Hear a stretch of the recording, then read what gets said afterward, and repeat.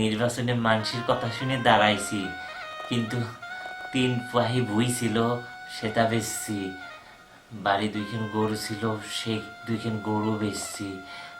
গাছ বেচছি 4-5খান, বড় বড় মেহগানি গাছ ছিল, ডাঙর হয়েছিল।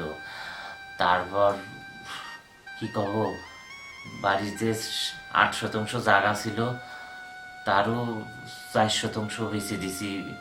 এখন এইবার যদি আমি না উঠি চাচা, আমার খুব খুব মানে কি হবে আমি নিজেই জানি না চাচা।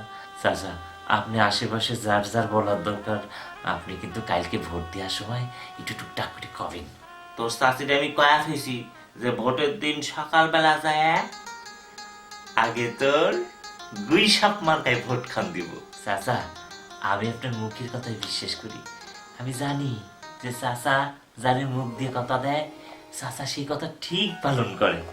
আর সত্যি কথা কি জানিস, তোগের মতো মানুষ সমাজে বড় প্রয়োজন। চাচা, আমি এখন আসি। কিটা আবার কখন থেকে কি দেখবি?